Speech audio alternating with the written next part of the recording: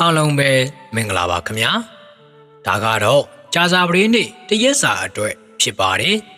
ကျွန်တော်ရဲ့ဇာတ်လမ်းလေးနဲ့အတူစာလေးရေးပြပေးထားပါတယ်အစာအဆုံးမကြော်ဘဲနဲ့တေချာလေးလိုက်ကြည့်ပေးပါခင်ဗျာတခါတော့ကဘာယာနတိပြည်အနီးမှာရှိတဲ့လက်သမားတစ်ထောင်နေထိုင်တဲ့ရွာကြီးတစ်ရွာရှိပါတယ်သူတို့ဟာအဲ့ဒီရွာမှာနေထိုင်လာခဲ့ရမှာလုပ်ငန်းများမအောင်မြင်ဘဲနဲ့ကျွေးမိများသာထူလာခဲ့ကြပါတယ်အဲဒါကြောင့်အဲ့ဒီရွာကနေထွက်ခွာပြီးတော့နေပဲအသစ်ရှာဖို့အတွက်အေယာမလေကြီးတစ်စင်ပြုတ်လုပ်ပြီးတော့မိသားစုများကိုပါတင်ပြီးတော့ထွက်ခွာလာခဲ့ကြပါတယ်။သမုဒ္ဒရာအလေတို့ရောက်တဲ့အခါမှာတော့ဇန်ရီစပားနဲ့သီးနှံမျိုးစုံပေါ်များတဲ့ကျွန်းငယ်လေးတစ်ခုကိုတွေ့ရှိခဲ့ကြပါတယ်။အဲ့ဒီကျွန်းတွင်တင်းမောပြက်တဲ့ဖြင့်ရောက်ရှိနေထိုင်ခဲ့တဲ့ယောက်ျားတစ်ယောက်နဲ့သူတို့တွေ့ခဲ့ကြပါတယ်။အဲ့ဒီသူက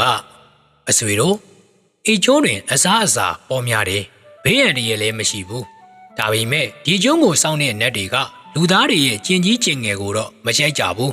ဒီကျုံးမှာနေမယ်ဆိုရင်တော့ကျင်ကြီးကျင်ငယ်များကိုတဲများရက်ပြီးတော့တွင်းမြုပ်ပြီးမှဆွတ်မှာ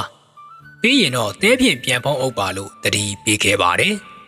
လက်သမားတို့လည်းအဲ့ဒီကျုံးမှာပဲအခြေချနေထိုင်ဖို့အတွက်ဆုံးဖြတ်လိုက်ကြပါတယ်အယောက်တစ်ထောင်ရှိတဲ့ထိုလက်သမားတွေထဲမှာလက်သမား900ကိုပညာရှိတဲ့ခေါင်းဆောင်ကအုပ်ချုပ်ပြီးတော့ကျန်တဲ့900ကိုတော့ပညာမဲ့တဲ့ခေါင်းဆောင်တစ်ယောက်ကအုပ်ချုပ်ပါတယ်။ကျုံးပေါ်မှာအခြေချနေလာပြီးတော့ပညာမဲ့တဲ့ခေါင်းဆောင်နဲ့အဖွဲသားတွေကတော့ကြံရည်ကိုတေးရည်အရက်ပြုတ်လုပ်ပြီးတော့တောက်စားပြီးတော့တီဆိုကန့်ခုန်နေကြပါတယ်။အငြင်းအကျေးတွေကိုလည်းထင်းသလိုစွန့်ပစ်ကြပါတယ်။အဲဒီချိန်မှာတော့ကျွန်းဆောင်နက်တွေကလွန်စွာအမျက်ဒေါသထွက်သွားခဲ့ကြပါတယ်။15ရက်လွန်မြောက်လျင်သမုဒ္ဒရာရေကိုတက်စီပြီးတော့ကျွန်းကိုဆေးမယ်လူအများကိုတေးစေရမယ်လို့ချိန်မောင်းခဲ့ပါတယ်အဲ့ဒီနတ်တွေထဲမှာလေကျင်နာတတ်တဲ့နတ်တစ်ပါးကတော့လူတွေကိုမပြည့်စည်စေလိုသောကြောင့်ကျိုးနေလက်သမားများထံကိုဘေးဖြစ်မိအကြောင်းကိုပြောပြီးတော့15ရက်မတိုင်ခင်မှာပဲထွက်ပြေးကြဖို့အတွက်နှိုးဆော်ခဲ့ပါတယ်ရက်ဆက်တဲ့နတ်ကတော့လက်သမားတို့အားပထမနတ်ကတင်တို့ကိုမလိုရစ်ပြောဆိုခြင်းဖြစ်တယ်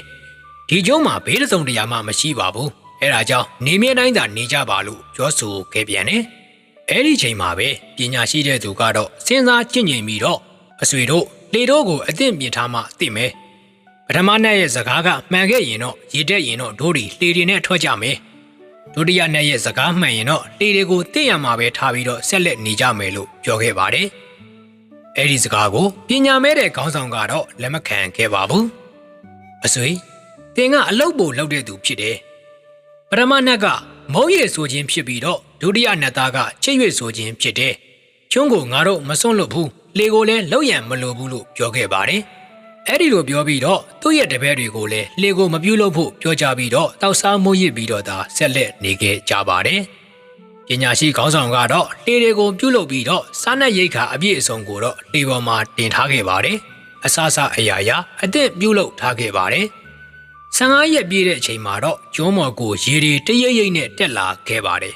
။ခါးလေခန်းလောက်ရောက်တဲ့အခါမှာတော့ပညာရှိတဲ့ခေါင်းဆောင်နဲ့သူ့ရဲ့ငယ်သားတွေကတော့လေကြီးကိုလှော်ခတ်ပြီးတော့ထွက်ခွာသွားခဲ့ကြပါတယ်။ပညာမဲ့ခေါင်းဆောင်နဲ့သူ့ရဲ့ငယ်သားတွေကတော့မမှုပါဘူး။ကျွန်းစည်းချင်းမျှတာဖြစ်ပြီးတော့ရေတွေဟာခါးလေထက်တိုးပြီးတော့မရောက်နိုင်ဘူးဆိုပြီးတော့အေးအေးဆေးဆေးပဲနေနေကြပါတယ်။ဒါပေမဲ့ရေတွေကတော့ခါးလေကနေတဆင့်တပြေးပြေးတက်လာပြီးတော့ထန်းတပြားတိုင်ရောက်သွားခဲ့ပါတယ်။အဲဒီချိန်မှာပဲပညာမဲ့တဲ့ခေါင်းဆောင်တဲ့ငယ်သားတွေကတော့ရေနစ်ပြီးတော့အားလုံးပဲတည်ဆုံသွားခဲ့ကြပါတယ်။ဒီဇက်လန်လေးရဲ့ပေးချင်တဲ့သင်ခန်းစာကတော့ပညာရှိတဲ့ခေါင်းဆောင်ကိုစီးကပ်သူတွေဟာအကျိုးများပြီးတော့အသက်ဘေးမှလွတ်ကင်းရပါတယ်။ပညာမဲ့တဲ့သူကိုစီးကပ်သူတွေကတော့အကျိုးမဲ့ပျက်စီးခဲ့ရပြီးတော့အသက်ပါဆုံးရှုံးရတဲ့အကြောင်းကိုတင်ဆက်ပေးထားတာပဲဖြစ်ပါတယ်။ကျွန်တော်တို့အားလုံးလည်းကိုယ့်အတွက်ရောသူ့အတွက်ပါအကျိုးမဲ့စီမဲ့လူမိုက်ကိုရှောင်ရှားပြီးတော့အများအကျိုးရှိအောင်ဆောင်ရွက်တတ်တဲ့လူလိမ္မာကိုပေါင်းသိမ်းမှဘဝမှာဘေးရန်တည်းရဲ့ကင်းဝေးပြီးတော့ကောင်းကျိုးချမ်းသာရစေနိုင်မှာဖြစ်တာမို့